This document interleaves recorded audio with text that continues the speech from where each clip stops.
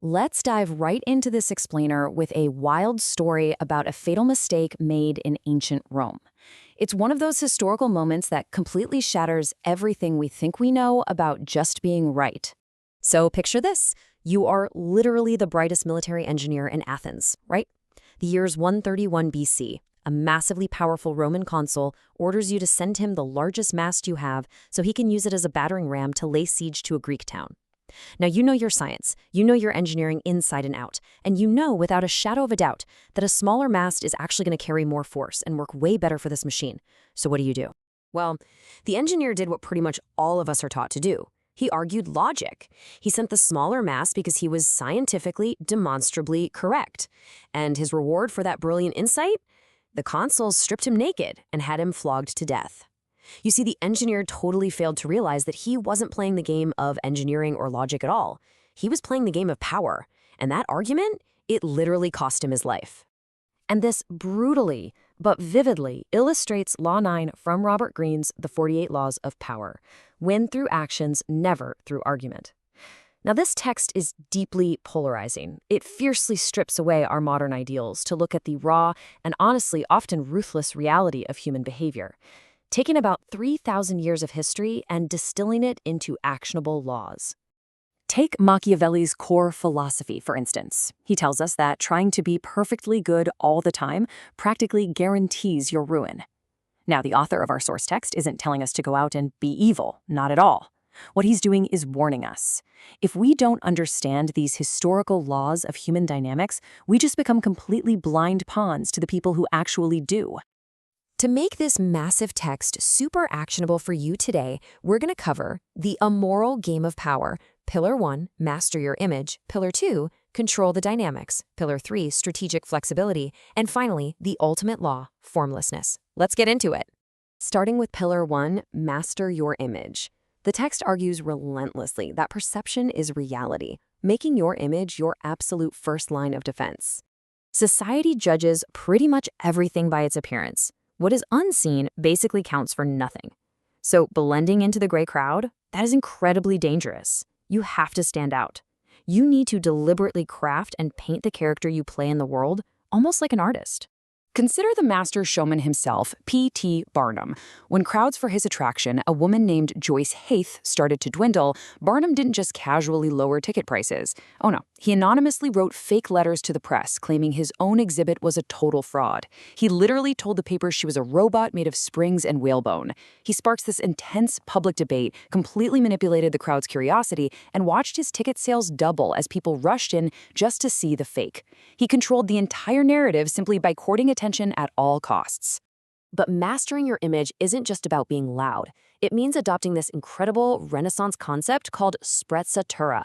Basically, you must make your accomplishments seem entirely natural and executed with total ease. The text warns us, never show how hard you work, because revealing the sweat, the late nights, and the clever tricks behind your success actually destroys the illusion of your power. You want to look like a god, right? Not a mortal struggling on a treadmill. Moving on to Pillar 2, control the dynamics. Because once you control how people see you, you have to learn how to control the leverage between you and them. This second pillar shifts us completely from defense to offense. The text explains exactly how to keep the initiative. You never want to be just reacting to other people.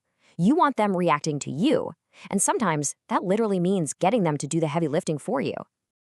We see this ruthlessly applied in the legendary historical rivalry between Nikola Tesla and Thomas Edison.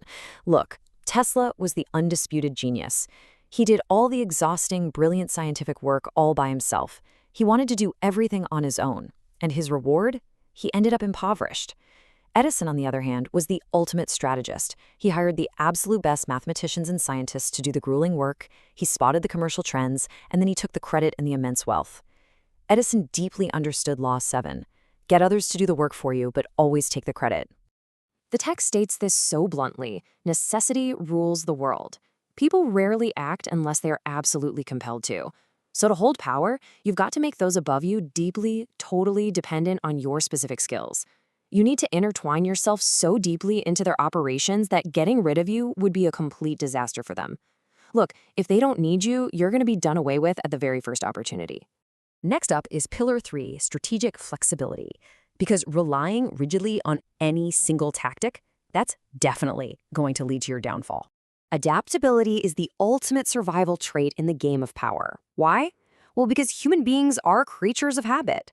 We naturally and often violently resist sudden disruption. If you push too hard, too fast, you are going to trigger a massive defensive backlash. Take a look at Thomas Cromwell in the 1530s. He became King Henry VIII's most powerful minister. But he made a huge mistake. He tried to force massive, rapid changes onto the English people. He started demolishing monasteries and destroying old, comforting religious rituals practically overnight. And the result? Massive revolts in the north of England that literally threatened to topple the king. Cromwell's rigid, abrupt use of force completely led to his ruin. Machiavelli hit the nail on the head when he noted that the great majority of mankind are satisfied with appearances as though they were realities. If you absolutely must change things, you have to make it feel like a gentle, natural improvement on the past. Preach the need for change all you want, but never reform too much all at once. Use old forms to mask new realities. Give people that comforting appearance of the familiar while you quietly shift the reality underneath. Which brings us to the ultimate law, formlessness.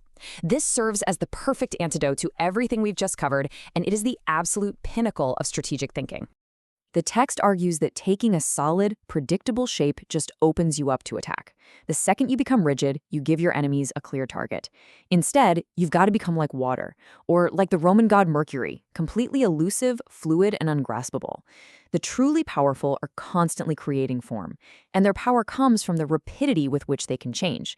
You have to accept that no law is truly fixed, because everything changes. So, how do we apply this directly to your life right now? Here are 3 actionable things you can do today to step out of the daily grind and protect yourself. Number 1, heavily observe your past mistakes and identify the rigid patterns that keep holding you back. 2, practice immense self-control. Start hiding your immediate emotional reactions from others. Don't hand them the strings to pull your puppet. And 3, accept that nothing is certain. Throw out those rigid rulebooks and just remain completely adaptable to every single new circumstance you encounter. The raw and often uncomfortable rules of human nature simply haven't changed in 3,000 years. The exact same dynamics that governed ancient Rome and the Renaissance courts are the ones governing our modern offices and relationships right now. So as you step out into the world, the only real question left is, how are you going to adopt to play the game?